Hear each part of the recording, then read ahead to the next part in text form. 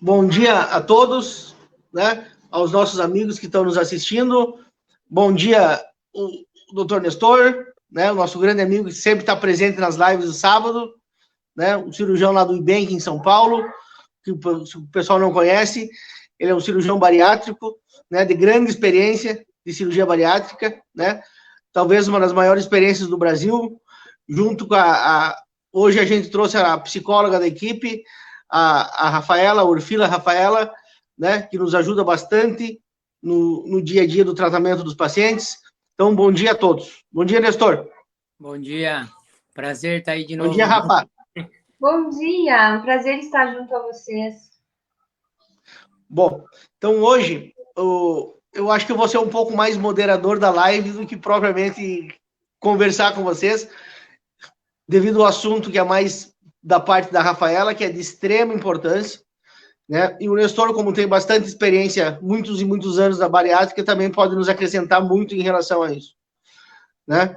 Eu gostaria de dizer para os nossos pacientes que o acompanhamento psicológico, né, apesar de muitos não darem a devida importância, né, é uma ferramenta muito importante, muito grandiosa no acompanhamento do pré-operatório dos pacientes e principalmente no pós-operatório, né?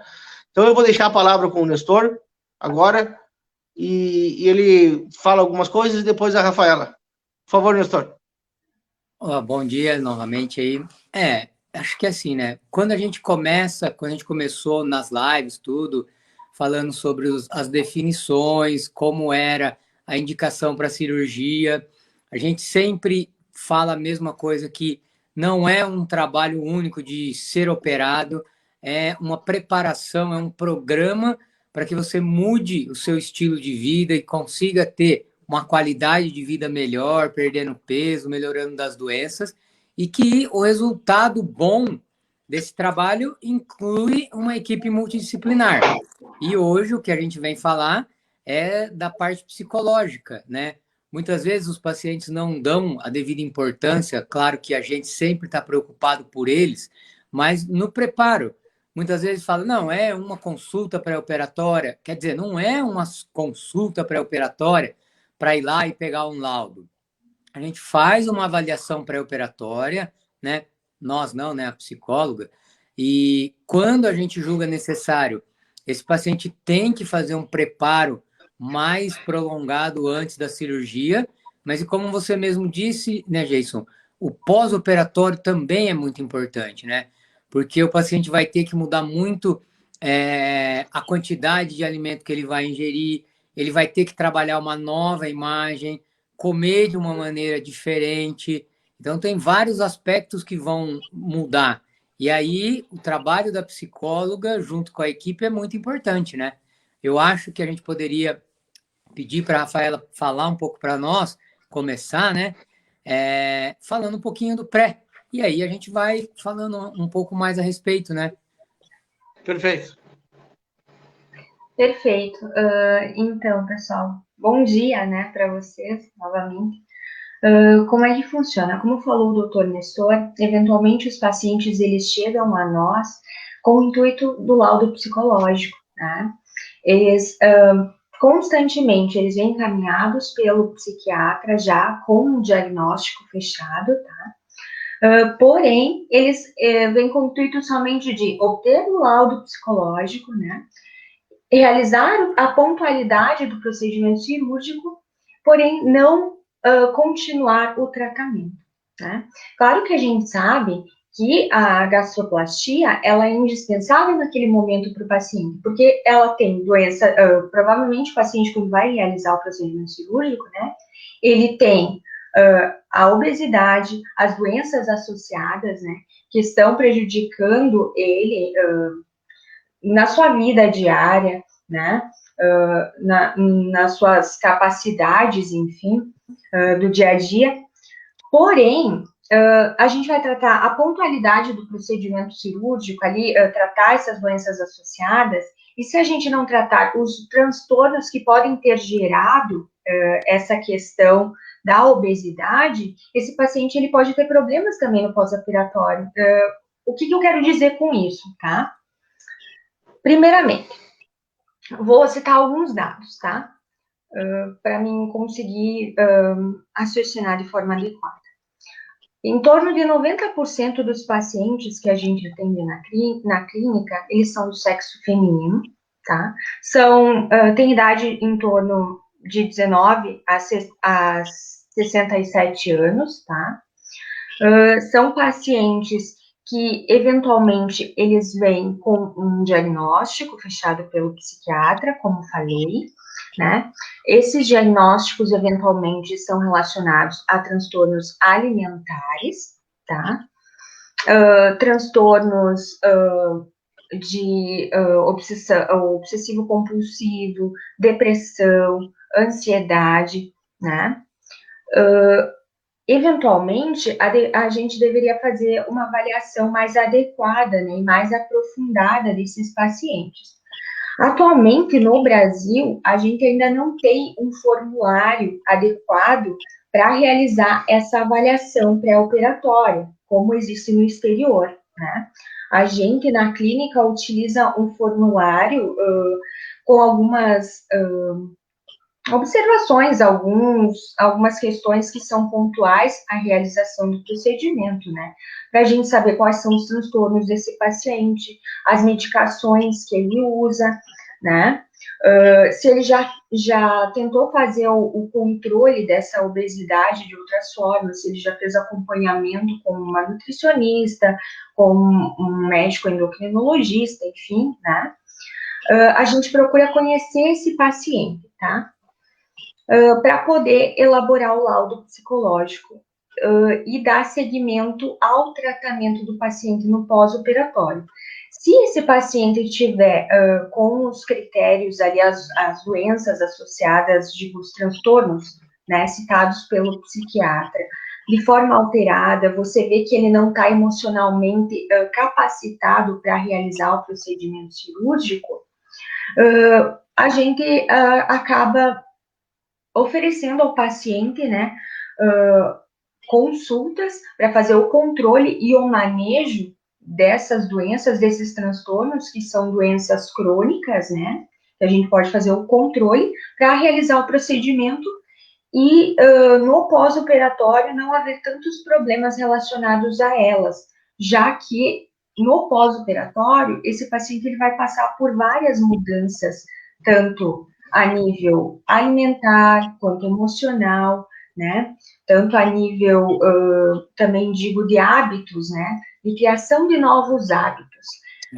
São mudanças muito radicais.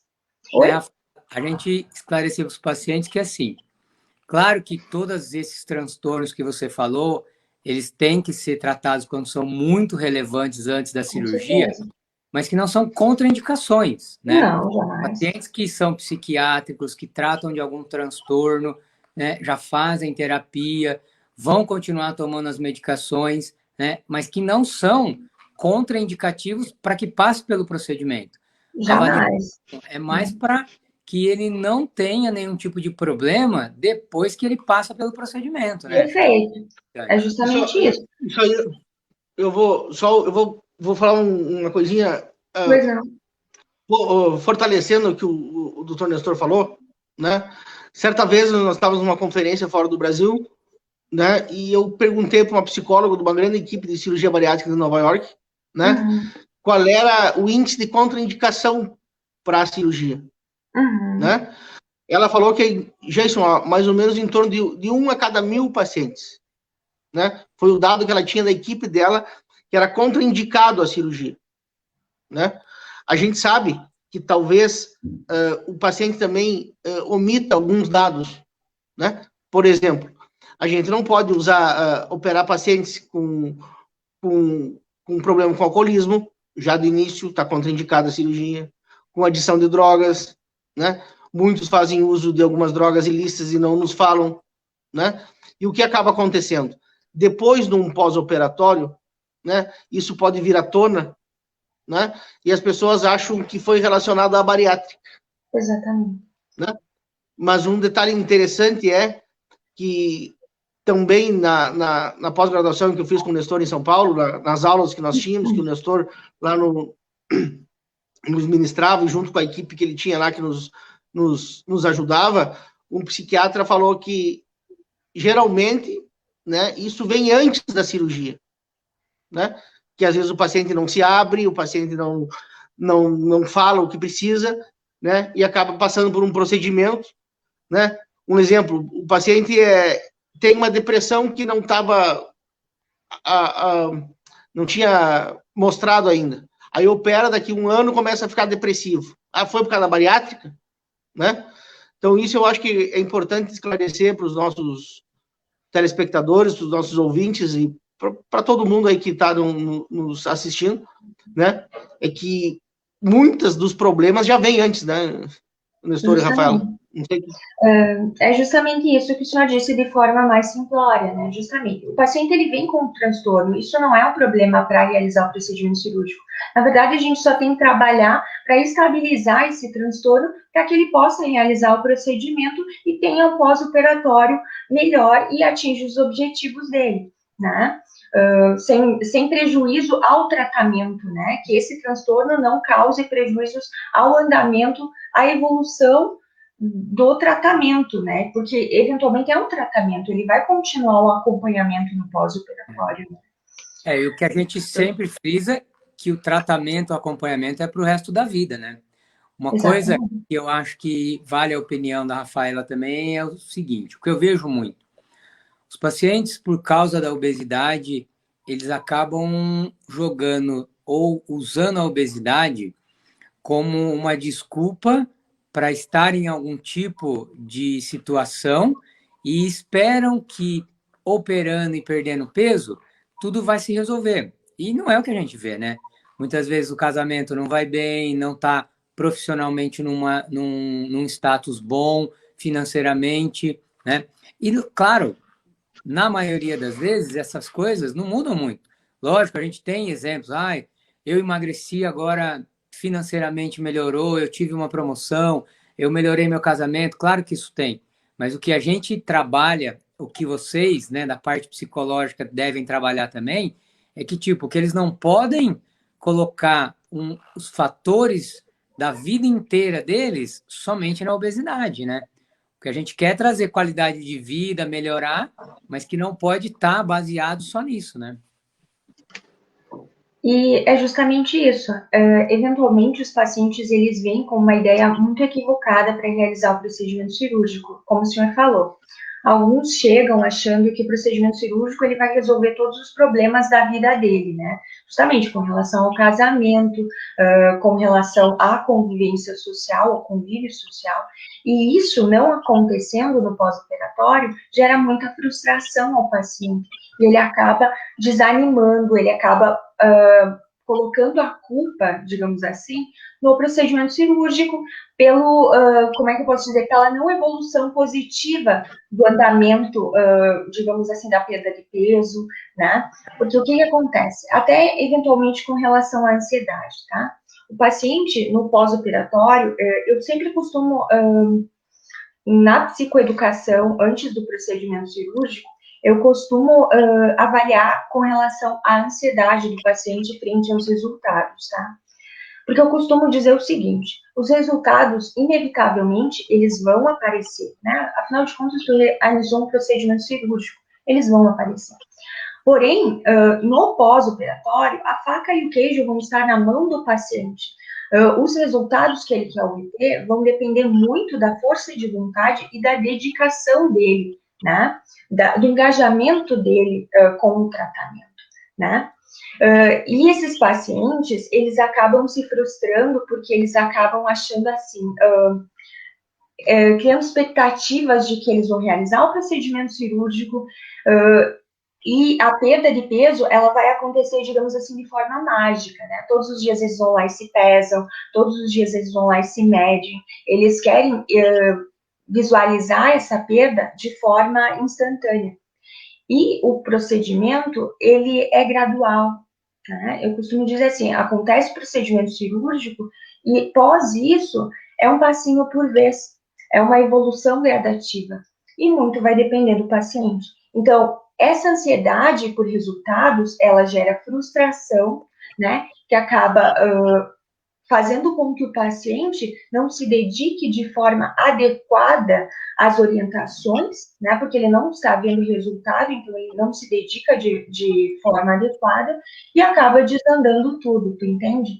Então, eu acredito que o pós-operatório, por isso que a avaliação pré-operatória, ela tem que ser muito bem feita, né?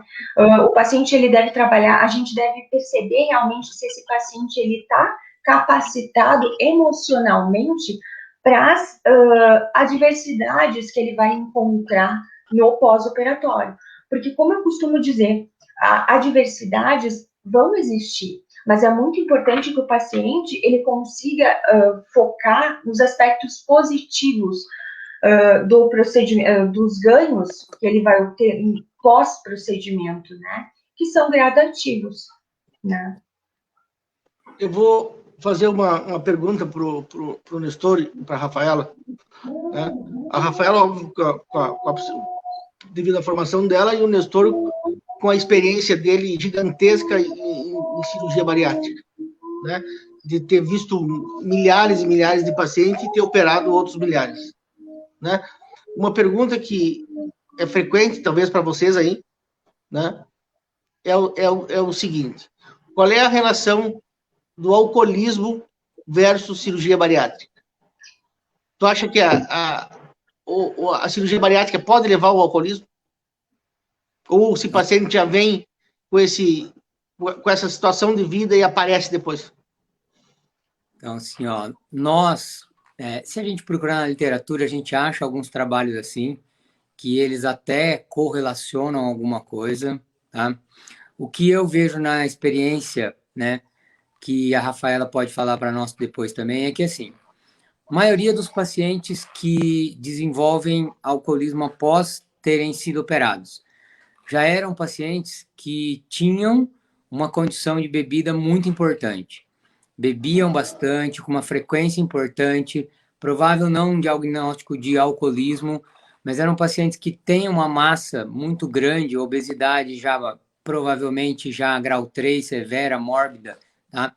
E que eles conseguiam lidar um pouco melhor com a ingestão de álcool, mas que eles já tinham essa frequência de ingestão de álcool, tá?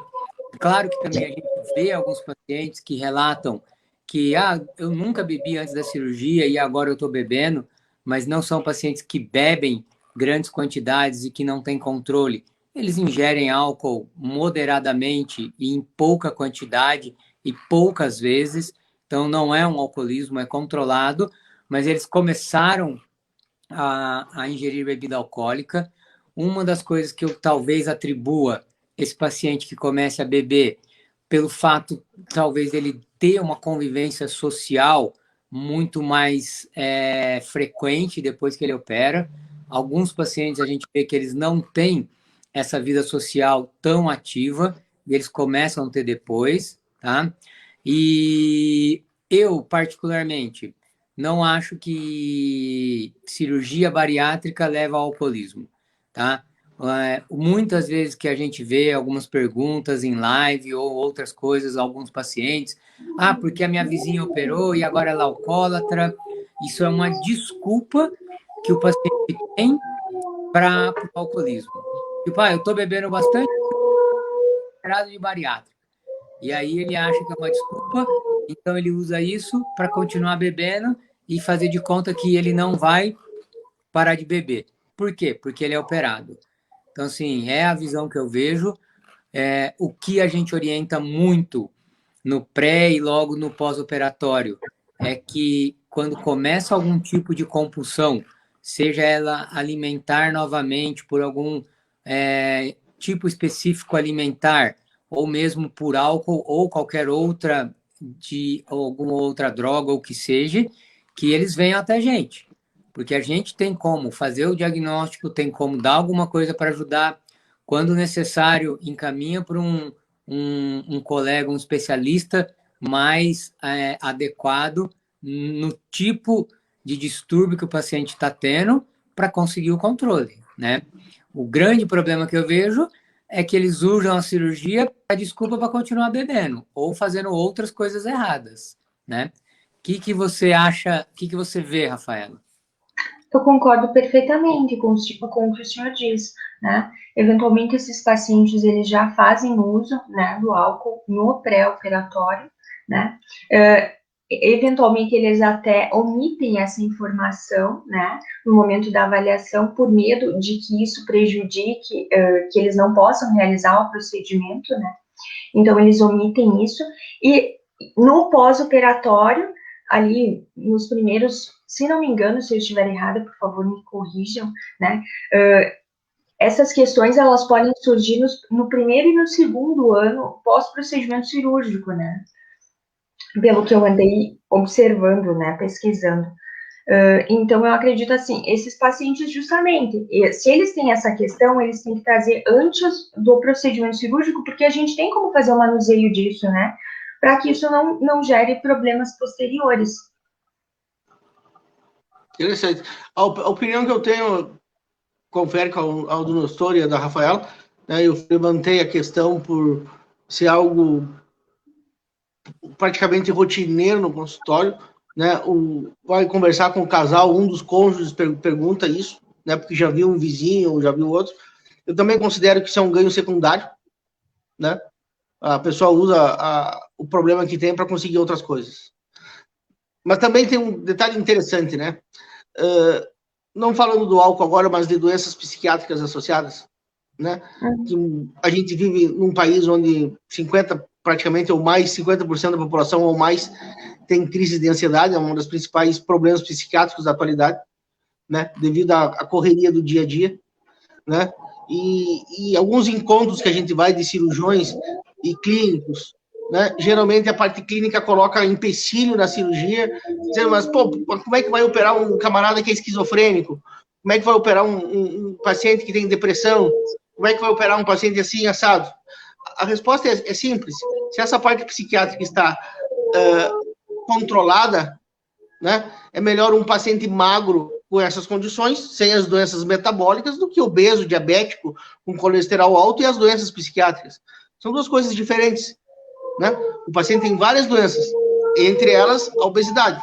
Então você trata a obesidade e controla as outras doenças, né? Isso não é uma contraindicação para o procedimento cirúrgico. Qual é a tua opinião em relação a isso, doutor? Não, eu também acho que, assim, claro, o paciente estando equilibrado, controlado, sendo um paciente que entende que ele tem que ter esse controle para o resto da vida, eu concordo plenamente. Teve um caso agora, esse é bem recente, eu já tinha operado pacientes esquizofrênicos, como você citou isso, eu lembrei, tá? No passado. E esse veio, na verdade, veio ano passado, tá? Um paciente que ele nem tinha uma obesidade tão severa, na verdade ele tinha uma obesidade leve, grau 1, um índice de 34, mas ele tinha um diabetes já de longa data, totalmente descontrolado, já em uso de 2, 3 tipos de insulina diário, e mesmo assim crises de hiperglicemia bem ruins, com internação frequente, uma cada mês, cada 2 meses, né? E eu avaliei e eu achei que ele tinha indicação para cirurgia.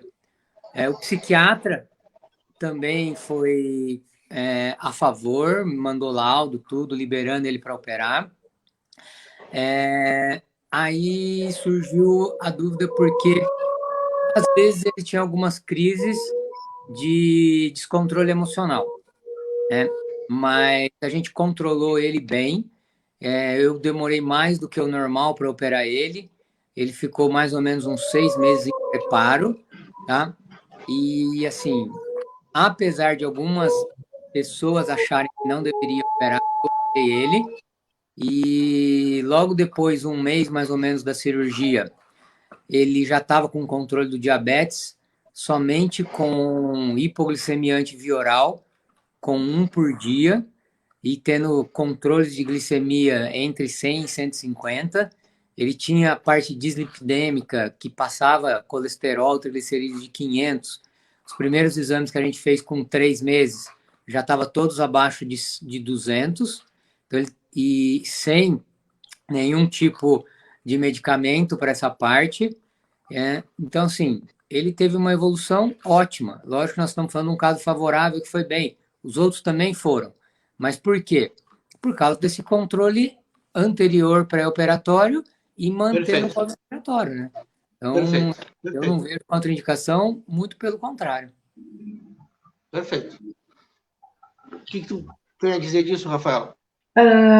Primeiramente, eu gostaria de pedir desculpas a vocês pelo barulho que vocês possam estar ouvindo aí, até fiquei meio sem jeito agora, né?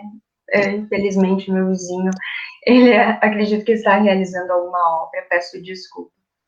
Fica tranquilo.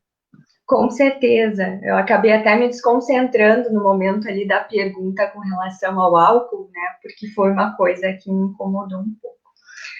Enfim, eu concordo plenamente, eu acredito assim, ó, que se esse paciente, eu vou trazer outra questão do pré-operatório, tá? Quando a gente faz a avaliação pré-operatória, é muito importante a gente saber se esse paciente ele tem o apoio familiar, né?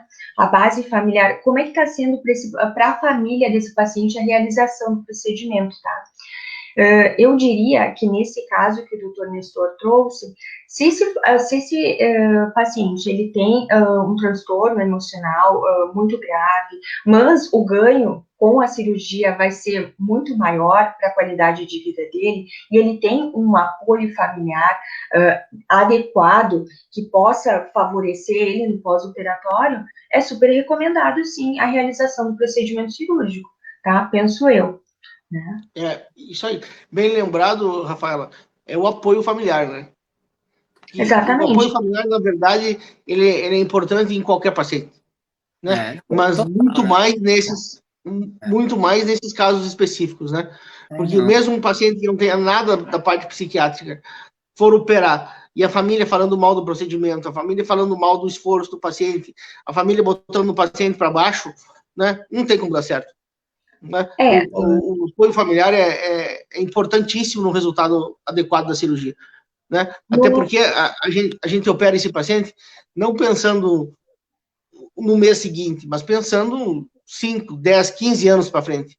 Né? E aí a família tem que estar junto. Né? Exatamente, até porque no pós-operatório imediato, como acontecem muitas mudanças, esse paciente ele está muito fragilizado emocionalmente, ele está muito dependente, porque ele vai precisar de alguém para estar ali cuidando dele, né? Então, se o vínculo familiar não for favorecedor, não for forte o bastante para que no momento, eventualmente, no pós-operatório imediato, os pacientes, eles acabam pensando assim, nossa, mas o que eu fui fazer, tá? Existem muitas vezes, o paciente, ele chega para mim e fala, olha, eventualmente, nos 3 primeiros dias eu pensei, o que eu fui fazer, né? Daí eu costumo dizer assim, mas é um processo gradativo, né? Os 3 primeiros dias, eventualmente, vão ser os mais difíceis, né? Tu pode sentir um pouco mais de estufamento, tu pode sentir um pouco mais de dor. E se a tua família estiver ali para te dar esse suporte, vai te dar um gás a mais, né? Vai te dar um impulso para que você continue com foco no teu tratamento, né? Não, E, é imprescindível, né? Porque isso tem muito, principalmente quando a gente fala das mulheres, né? Tem mulheres que são as responsáveis pela alimentação da casa, e fica difícil para elas cuidarem de tudo isso e ter que ficar fazendo a dieta líquida que a gente preconiza nos primeiros dias, né? E depois também, tipo, é muito ruim não ter uma família que depois da cirurgia vai querer que ela tenha uma alimentação errada, que ela volte a comer o que teoricamente deixou ela obesa, que provável é uma alimentação ruim, sem ser saudável. E se o hábito alimentar da casa não muda, além dela poder voltar com esses hábitos tudo errado e a gente sabe que pode voltar um dia a ganhar peso, também vai fazer com que provável os familiares dela tenham o mesmo problema no futuro, né? Então a gente vê bastante casos e é bem legal de que quando um na casa opera, acaba mudando toda aquela parte alimentar da casa, às vezes o marido ou o companheiro ou o filho acaba entrando numa dieta mais saudável e acaba perdendo peso também. Então, quando tem o engajamento da família inteira, lógico, o paciente evolui muito melhor, mas para a família também faz bem, né? Nós temos alguns casos aqui onde o cônjuge, né, o filho acabou perdendo bastante peso no apoio àquele familiar que foi operado, né? Interessante, legal Isso isso. é legal, né? Exatamente. E com relação aos transtornos mais graves, com certeza. Se tiver um apoio familiar adequado e a intervenção cirúrgica for fazer bem clinicamente para esse paciente, é extremamente adequado a realização do procedimento, né? É. E, Rafaela, quando a gente vê, assim, transtornos da parte de imagem, sabe? Tem algumas pacientes que têm os dois tipos de transtornos que eu mais vejo em consulta. Algumas não se enxergam magra ainda, né? Perderam bastante peso e não se enxergam magras, e algumas não se adaptam àquela imagem de estar com peso ideal, né? Como que a gente consegue, de uma maneira boa, trabalhar isso com eles? Olha só, Olha, excelente pergunta. Pode falar, olha Rafa. assim, eu costumo dizer assim, é super importante que o processo ocorra de forma gradativa, né? Para que essa paciente ela possa visualizar essas mudanças de uma forma mais gradativa, né? Que ela possa se adequar com as diferenças corporais dela, né? Sim, já tivemos pacientes que trouxeram o fato, meu Deus, eu não vou me conhecer mais, né? Não, é um processo gradativo, você vai ter vai ter tempo bastante para se readaptar, para se conhecer novamente, porque, na verdade, você é o teu interior, né? O teu exterior, ele só demonstra a tua parte física, não sei se estou conseguindo ser clara, né? Você não vai mudar quem você é porque o teu exterior está diferente, tu entende? A tua essência vai permanecer. Por isso que é importante a continuação do acompanhamento psicológico, para que gradativamente esse paciente ele vá se readequando a essas mudanças e essas variações corporais. Não sei se fui clara o bastante. Não, claro, foi. Tem alguma, se tiver alguma pergunta de alguém também, Jéssica, para a gente esclarecer, aí é bom que a gente vai falando, né? Eu estou cuidando aqui, mas...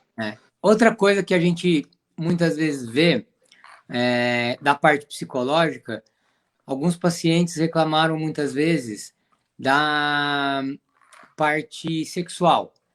Tipo, que eles achavam que ia ter uma coisa diferente quando emagrecessem, talvez por pensar que uma imagem nova ia lhe trazer outro tipo, né? Muitas vezes homem ou mulher mesmo não se abre com o seu cirurgião, talvez por achar que é uma coisa que não cabe, não diz respeito à parte cirúrgica e com a parte psicológica, com vocês, da parte psicológica. Elas costumam se abrir sobre isso. Como que você vê? Tem tido bastante reclamação sobre isso? Na verdade, não. Tá? Na verdade, não. Não é uma questão que os pacientes eles tragam muito abertamente, tá? O que acontece? Eu posso dizer assim. Eventualmente, os pacientes eles acabam depositando muitas expectativas, até referentes ao relacionamento, como o senhor trouxe antes, doutor Nestor, no procedimento bariátrico, né?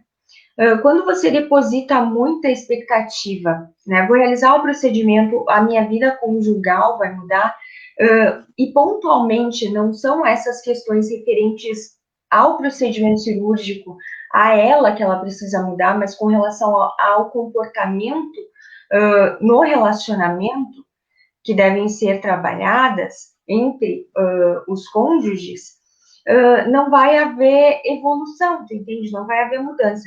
Com relação ao fator sexual, pode ser que essa pessoa traga o fato de que, olha, mudou, tá diferente, eu não tô conseguindo me mostrar para o meu esposo, mas isso é uma insegurança. Ou seja, tudo referente ao procedimento cirúrgico, quando a gente fala, é uma fase de redescoberta de si mesmo, né? Todos os problemas que acabam surgindo no pós-operatório, eu acredito que são relativos à insegurança do paciente, ao despreparo, ao desconhecimento dele sobre ele mesmo, né? Eventualmente, os pacientes, eles não sabem, eles não costumam refletir a respeito do que eles gostam, de quem eles são, quais são as prioridades, e nesse momento, no pós-operatório, é indispensável que ele se priorize, que ele se reconheça novamente, que ele se redescubra de uma forma diferente. Eu acredito que seja basicamente isso. Tudo quando é relacionado ao paciente com relação às expectativas que ele tem referente às possibilidades pós-procedimento cirúrgico, devem ser tratadas primeiro pontualmente com relação a ele mesmo, né? Porque quando o paciente se reconhece, ele sabe quem ele é, ele sabe o que ele gosta, ele vai ser mais seguro até com relação aos relacionamentos e aos relacionamentos sexuais, aos relacionamentos interpessoais, né?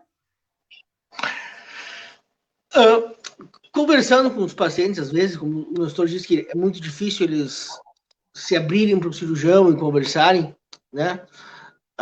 Mas tem alguns relatos interessantes, né?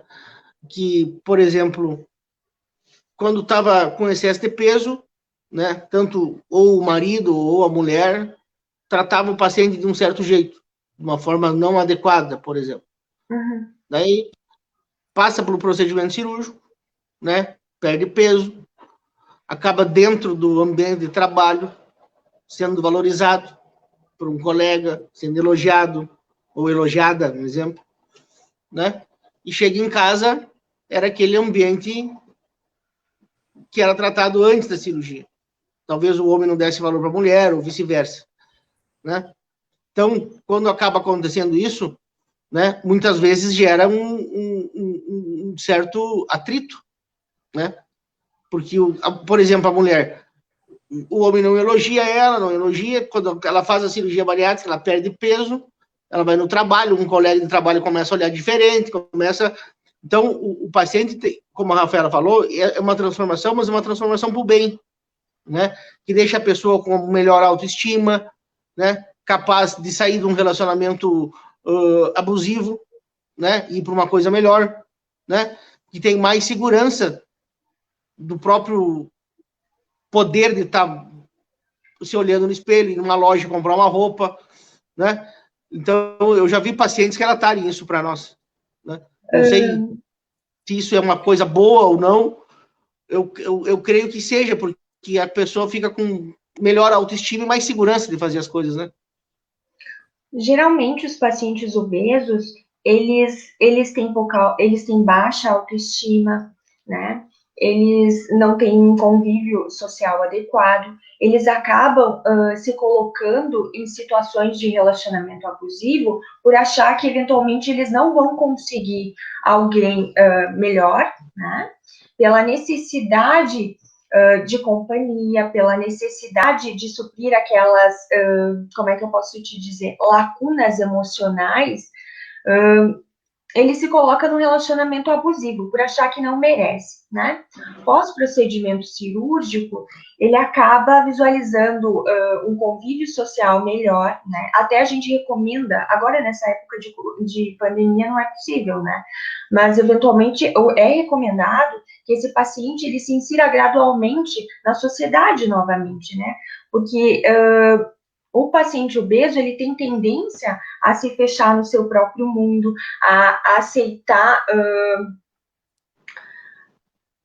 ser tratado de uma forma não tão adequada, porque ele acha que ele não é capaz de conseguir algo melhor, né? E pós-procedimento cirúrgico, ele acaba vislumbrando um mundo diferente e, eventualmente, conseguindo se inserir novamente na sociedade, criando novos vínculos, o que leva ele a ter uma saúde emocional melhor também, né? E uma readaptação mais adequada no pós-operatório.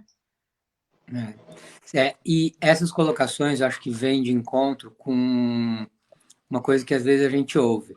Ah, cuidado, hein? Você vai operar, vai acabar seu casamento, vai separar. fez cirurgia bariátrica, separa, que acho que vem de encontro a isso, né? Muitas vezes, eu não estou falando de homem ou de mulher, porque a gente vê dos dois lados. Tanto o homem quanto a mulher, muitas vezes, eles aceitam que é como você falou, talvez um tratamento mais hostil ou uma coisa mais gelada, menos próxima, tá? Porque, ou por comodidade, ou por achar que se separar não vai achar outra pessoa, né? Ou porque ele tem a autoestima baixa mesmo, né? E depois que opera, fica bem de saúde, melhora a qualidade de vida, aceita uma nova imagem. Como o Jason também falou, as pessoas começam a elogiar, nossa, você perdeu bastante peso, tá diferente, né? E aí acaba surgindo a oportunidade ou de outros relacionamentos, né? Ou aquela pessoa que muitas vezes aceitava qualquer tipo de tratamento, ela não suporta mais. Ou ela vai ter o tratamento que ela acha que é adequado para ela, ou ela não aceita mais. E aí, claro, os conflitos eu acho que ficam mais evidentes. Talvez é esse o motivo que a gente muitas vezes ouve dos pacientes falar que os relacionamentos acabam com uma maior frequência, é o que eu vejo no nosso dia a dia. Mas isso também, né, doutor? Eu concordo plenamente com o que tu falou, a gente vê na prática, mas o que tem que deixar um esclarecimento para os nossos pacientes, né? Isso não é uma regra, né? E muito pelo contrário, se sente que está acontecendo isso em casa, seria interessante trazer o cônjuge, o homem ou a mulher, para uma terapia com a psicóloga da equipe, para tentar melhorar o relacionamento, explicar para um ou para outro, né? Então, isso são coisas que acontecem, mas podem ser revertidas, né? Desde que o paciente... E esse é o engajamento que a gente fala sobre a família, né, Jason? A gente cansa de ver dos dois lados. Muitas vezes vem o homem na consulta e não vem mais ninguém. Ele passa no pré-operatório 2, 3, 4, 5 vezes, vem com a nutricionista, com a fisioterapeuta, com a psicóloga, às vezes vem com o cardio, vem com o endócrino, vem com o pneumo, e nunca vem ninguém junto. A gente já começa a ver que há um certo descaso por alguma parte, entendeu? E aí, da mulher é igual também. E aí, depois que opera, aí muitas vezes vem alguém junto, falando que está mudando demais, que o parceiro já não é mais a mesma coisa, ou que o filho está com atitudes diferentes do que ele tinha antes. E antes, no preparo, ninguém teve nenhum tipo de preocupação com o que era, o que não era, o que dava para ajudar e o que não dava, entendeu? Então, esse engajamento familiar é ótimo. Quando eu vejo que vem um casal, não interessa se é o homem ou a mulher que está procurando ajuda, você já vê que esse é a melhor coisa, né? vai evoluir melhor, né? Que, sim, eles estão procurando ajuda não só para um específico, eles estão procurando ajuda para que a família inteira fique melhor, né? Então, esse é um paciente que você vê que provável vai ter uma resolução muito melhor do que os outros, né? E assim, ó, o fato de um casal, né, demonstra o amor, o respeito, né? E também, às vezes, vai um sozinho, mas porque está trabalhando, porque tem um outro compromisso. Mas quando tem essa preocupação, em alguma das consultas ele vai, né, Nestor? Ele não fica completamente omisso. Talvez não vá em todas, mas não é uma mas em vez alguma... que passa, né? Ele passa com todos da equipe, né? Pois é, o que eu quero dizer é que às vezes não vem num, mas vem no outro, mas está demonstrando que tá preocupado, né? Para a Rafaela, como a gente falou dessa parte de engajamento da família, quando você faz uma consulta pré-operatória ou pós, você orienta ou fala alguma coisa sobre isso ou não? Eu tento orientar os pacientes da forma mais completa possível no pré-operatório, tá? Como eu falei, é uma psicoeducação. Tento alertar ele a respeito das necessidades dessa família estar participando ativamente do processo, né? Alerto ele a respeito dos aspectos positivos, dos aspectos negativos referentes ao tratamento cirúrgico, alerto ele também com relação ao fato do empenho dele diante do tratamento. Eu tento fazer eu não sei, tá com problema de transmissão. Tá normal? Desculpa, Rafa, tá com problema a transmissão.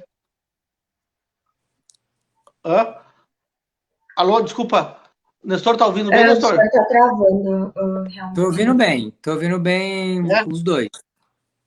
Tá, então desculpa, pode continuar, cara, desculpa.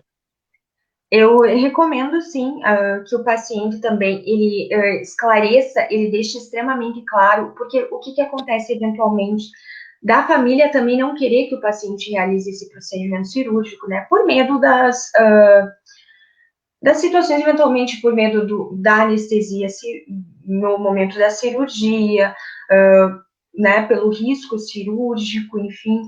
Então, a questão do paciente também não ter, eventualmente, a liberdade de poder falar para o familiar que ele vai realizar um procedimento de gastroplastia, tu entende? Acontece do paciente ter que, né, omitir essa situação, mas eu acredito que isso é muito um critério individual do paciente, né?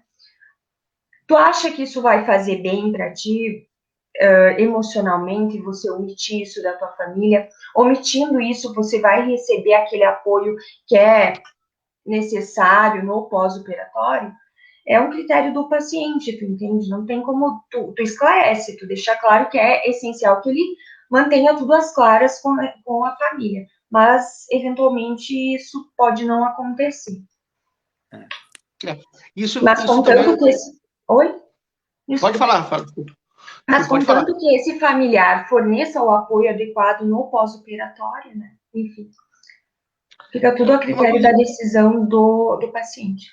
Uma coisa que eu queria voltar a trazer, que é muito importante, que eventualmente antes não foi, acredito que talvez não tenha ficado tão clara, pelo menos para mim, naquele momento que eu me distraí, é com relação ao álcool no pós-operatório, que é uma coisa que chama muito a atenção dos pacientes e que, eventualmente, eu gosto bastante de alertar, tá? Que o paciente, no pós-operatório, ele sente um alívio, um prazer, um conforto ao ingerir o álcool, tu entende? E o álcool também, ele chega de forma mais rápida. Quando num paciente que não fez o procedimento cirúrgico, aquele álcool, ele demora uns 7 minutos para dar aquele up no cérebro, digamos assim. No paciente bariátrico, ele demora em torno de 2 minutos, né?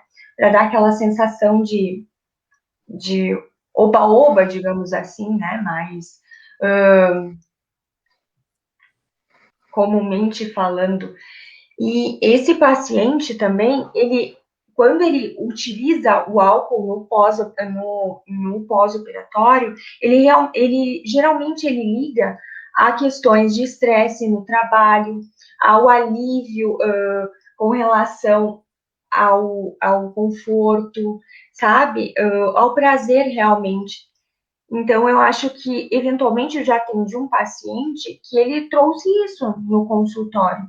Eu ingiro álcool porque eu me sinto tranquilo, é uma coisa que me acalma, me traz saciedade, e isso me faz bem. Comecei a ingerir gradualmente uma quantidade e agora está se tornando cada vez maior. E é importante que o paciente, quando repare essas alterações, tanto com relação à ingesta de bebidas alcoólicas, quanto alterações na ingestão de alimentos no pós-operatório, ele fique atento e entre em contato com a equipe para fazer alterações, para que, com relação à alimentação, a nutricionista faça uma alimentação, uma dieta mais adequada, com mais fibras, que dê mais sustância para esse paciente, e o psicólogo possa auxiliá-lo com relação aos gatilhos que estão levando ele a ter esse comportamento eventualmente compulsivo, ou comportamento que faz com que ele ingira álcool ou acabe ingerindo alimento de forma demasiada pós-procedimento cirúrgico. Né? Eu acho que é interessante. Perfeito a tua colocação, né? Mas eu quero ser um pouco mais objetivo com os nossos pacientes, né? Na minha opinião, como cirurgião, não só como cirurgião, como pessoa da vida normal, né? Um ser humano como qualquer outro, né? Não que o álcool prejudique a cirurgia bariátrica, né? O detalhe é Não, que não pode ter excesso, né? exatamente, exatamente. Não pode ter A excesso, mesma coisa que o alimento. porque a pessoa trabalha o dia inteiro, por exemplo, uma pressão desgraçada, certo? Chega no final de Certo? semana, vai dar uma relaxada, vai tomar uma cervejinha.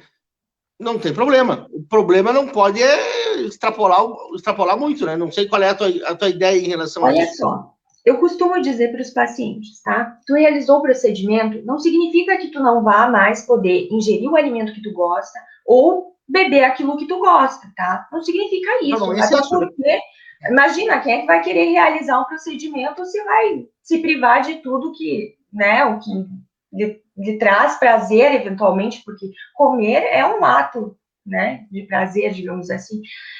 Assim, não vai querer realizar. Não, ele vai poder sim fazer a ingesta de bebida alcoólica, vai poder sim comer as coisas que ele gosta, mas não na mesma quantidade, né? É importante que ele use a sua inteligência emocional, que ele preste atenção antes de se alimentar com relação à atual capacidade do seu estômago naquele momento, né? Comendo de forma inteligente, pensando, eu devo comer isso, essa quantidade realmente, e com relação à bebida não é diferente, né? Não posso dizer para o paciente, ó, tu nunca mais vai comer, né? Tu nunca mais vai... Perfeito, perfeito. Mas, assim, ó, eu costumo dizer para o paciente, né, que Ok. tem que ter um limiar, né? Que não pode ter excesso. E uma das maneiras de sentir se isso está sendo excesso ou não, né, é pelo peso, porque o álcool é um fator de reganho de peso, né? Se o paciente mantém o peso estável, por exemplo, 70 quilos, né? Tá com um hábito alimentar X, chega no final de semana, no sábado, toma uma cervejinha com a esposa ou, sei lá, com os amigos, e isso vem sempre assim, não está aumentando e não está dando repercussão familiar, não tem problema, né? O problema acaba acontecendo quando o peso sobe, né? E o álcool acaba interferindo, né? Na situação de reganho de peso, de dificuldade no trabalho, de dificuldade em casa, né? Então, tem que ser diferenciado essas coisas, né? Exatamente, exatamente. Acho perfeita a tua colocação. Concordo perfeitamente. É, Né? O que o senhor acha, doutor Nestor? assim, ó, a princípio, quando eu falo que não é para beber mais, mas a gente sabe que isso não vai acontecer, né? Então, assim, a gente também fala que existe algo que vai ser proibido pós a cirurgia? Não. Mas, do mesmo jeito que você não tem mais anatomia normal que você foi operado, a sua alimentação, a ingesta de qualquer tipo de líquido, de bebida alcoólica, também vai ter que ser diferenciada. Então, antes você bebia 10 latas de cerveja, agora não vai poder mais, vai poder beber uma ou duas. Uma. Então, vai poder, a gente vai dar um certo limiar do que pode, mas não existe nada que a gente vai proibir pós o procedimento cirúrgico, né? Mas tem Exatamente, eu que ter, concordo perfeitamente. mas tem que ter o equilíbrio dessas coisas, né? Tudo na vida com excesso faz mal, né? Independente de Exatamente. ser bariátrico ou não, né? Se o paciente não tinha operado, não tinha feito a cirurgia bariátrica e beber demais também não é normal, não tá certo, né? Não é pela cirurgia em si, mas pela saúde do paciente, né? Claro. Sim, Que sim. aí, se ele conseguir ainda pós-bypass gástrico, né? Que a gente já comentou que é uma cirurgia muito mais superior que o sleeve, né? O paciente ter uma rotina de exercício físico, de alimentação saudável, né? É muito importante. Porque muito tempo, né, na história, a gente ia nas conferências, quando a gente podia ir ainda, antes do Covid, né? Tinha, também era assim com a obesidade e com o diabetes mellitus tipo 2. Ah, o tratamento clínico é melhor que o tratamento cirúrgico, um exemplo. Era sempre essas discussões. No meu ver, na minha humilde opinião, de tanto ler, estudar e ver pacientes, eu não sei se o Nestor concorda comigo, mas o melhor tratamento, tanto para a obesidade quanto para o diabetes mellitus tipo 2, não é o caso agora com a conversa, mas que o resultado é o mesmo, é o tratamento cirúrgico mais o tratamento clínico. Com Né? O certeza. tratamento clínico da obesidade é o pós-operatório. O paciente vai na ferramenta mais forte, que é a cirurgia, que é a ferramenta mais forte, mas isoladamente ela não funciona. Né? Ou ela funciona menos do que com o tratamento clínico, o tratamento cirúrgico mais o tratamento clínico. O tratamento clínico é hábito de vida, consulta com a psicóloga, se está ansioso, passa na psicóloga, vai na nutricionista, toma as vitaminas, né? Então, é um conjunto de situações para lutar contra uma doença crônica chamada obesidade. Exatamente. Até porque quando o paciente ele decide fazer o procedimento, ele já fez outras tentativas de perda de peso, né? Essa está sendo uma tentativa mais resolutiva para a questão dele. E provavelmente, eventualmente, em grande parte, os pacientes, quando vão fazer o procedimento cirúrgico, é porque eles já têm outras doenças associadas. Então, com certeza, o procedimento cirúrgico é o mais recomendado nesse momento. Não discordo disso. Eu só acredito que a continuação do tratamento no pós-operatório é benéfica para a continuação dessa busca dele por saúde e qualidade de vida, né? Eu diria que é essencial, Rafael, né? É essencial o tratamento clínico. É assim, ó, eu brinco com os pacientes, né? Por que a cirurgia bariátrica existe? Né? Óbvio que a gente já sabe que o jogo já está ganho, mas existe porque o tratamento clínico não dá certo. Se todo mundo conseguisse emagrecer e manter o peso baixo, ninguém ia operar, pô, não precisa operar. Mas o problema é que manter o peso é praticamente impossível. Eu não sei o Nestor, mas aqui conosco, quase 100% das pessoas que chegam para consultar comigo, né, já fizeram um horror de tratamento clínico para tentar perder peso. O que tu vê, Nestor, disso aí? Claro, né? Todos. Sim, eu não me lembro de nenhum paciente até hoje que veio e falou assim, não, eu vim operar, você já fez dieta? Não, nunca fiz. Já foi nutricionista? Também não. Já tomou remédio? Não, também nunca fiz nada. Entendeu? Eles já passaram basicamente por quase tudo, né? Alguns até já por procedimentos endoscópicos, que é o que a gente considera um passo abaixo de tratamento cirúrgico, né? Então, e muito que a gente vê também é assim, tá bom, perder peso melhora a qualidade de vida, tudo, sim, mas a gente vê que algumas doenças não melhoram com uma certa perda de peso. Tem que haver uma perda de peso muito maior e o fato da cirurgia também mudar essa parte de hormônios, de metabolismo, faz com que melhore algumas doenças e uma delas é o diabetes, né? Mas essa parte hormonal perfeita que tu falou, Nestor, né? Ela é mais ativa no bypass gástrico, né? Vamos deixar claro que já conversamos inúmeras vezes sobre isso, né? E uma outra coisa que me chamou a atenção aqui de uma pessoa que está nos assistindo, né? Que diz que ia no tratamento clínico, né? E no tratamento clínico, o médico, às vezes, com formação ou não, a gente não sabe, entope o paciente de remédio, né? E acaba deixando a qualidade de vida desse paciente terrível, né? Porque os efeitos colaterais dos remédios que tinham antigamente para tratamento clínico da obesidade eram terríveis, né? Tanto que um dos mais famosos era a sibutramina, um pouco liberava no Brasil, um pouco cancelava, nos Estados Unidos a mesma coisa, era uma bagunça, né? A gente não sabia o que estava acontecendo, né? Se dava remédio ou não. Eu nunca prescrevi, porque na parte da cirurgia, mas chegava no tratamento clínico, os pacientes chegavam, às vezes, com efeitos colaterais terríveis no consultório, né? E aí para de tomar esse remédio e o peso vai lá em cima, né? É bem rápido, então, né? Então, isso, hoje ainda, eu acho que falta um pouco de esclarecimento para a população, né? Que não adianta, por exemplo, um paciente com MC alto tentar emagrecer clinicamente com remédio. Tem que mudar o hábito de vida, é uma coisa muito difícil, né? Por isso que a cirurgia é a ferramenta mais forte para dar início a isso. Claro. Eu não sei se vamos conversar mais um pouco, já estamos com quase uma hora de live, né? Tem mais algum ponto específico para conversar, Nestor? Acho que a gente abordou bastante coisa do que a gente queria falar, né? Foi esclarecido bastante. Senão a gente acaba prolongando demais, os pacientes acham ruim. Acho que é muito cansativo. E a Rafaela? Tem, Rafaela, alguma coisa a mais que você queira? Na verdade, não. Eu só gostaria de agradecer a vocês, né? Pela oportunidade, né? De poder estar aqui trocando ideias, né? A respeito das questões com relação ao procedimento de bariátrica, né?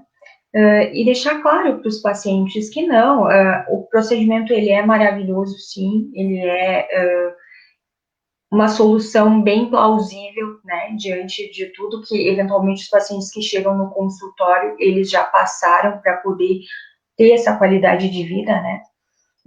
Porém, o acompanhamento no pós-operatório, ele é indispensável para que esse paciente, ele consiga prolongar, né, esses resultados, permanecer com esses resultados que ele vai obter pós-procedimento cirúrgico. Eu acredito que seja isso, né? Eu espero ter colaborado de alguma forma com vocês, né? Peço desculpa por alguma coisa. E, mais uma vez, foi um grande prazer, gente. Foi um prazer ter com a gente aqui, foi ótimo. Eu, mais uma vez, agradeço do fundo do coração ao meu grande amigo, Nestor, né? Foi, para quem está assistindo pela primeira vez, eu sempre gosto de dizer, ele foi uma pessoa muito importante no surgimento da equipe Cetradon aqui em Passo Fundo, né, Nestor? Nos conhecemos há alguns anos em São Paulo e o resultado da nossa equipe aqui no Sul deve-se uma grande parte os conselhos e os ensinamentos do Nestor, né? Porque grande parte das primeiras cirurgias, né, Nestor? Acho que foram umas 400, né? Tu estava sempre do nosso lado, né? Orientando, ensinando e dando dicas, né? E espero logo estar com você aqui de novo, né? Nós estamos preparando uns casos específicos para fazer cirurgia aí para a gente conversar pessoalmente agora. Pois é, nós temos uns casos interessantes para ti aqui, Nestor, né? Para nós fazer junto, né? É interessante, estou guardando na manga para ti. Vamos combinar sim.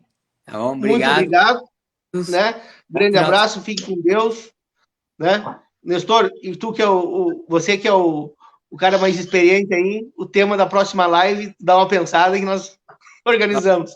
Quem quiser, os pacientes dão ideia que aí a gente vai organizar para daqui 15 dias. Tá bom? Isso é interessante. Muito obrigado, então. Fique com Deus. Bom final de semana a todos. Tchau. Tchau. Tchau.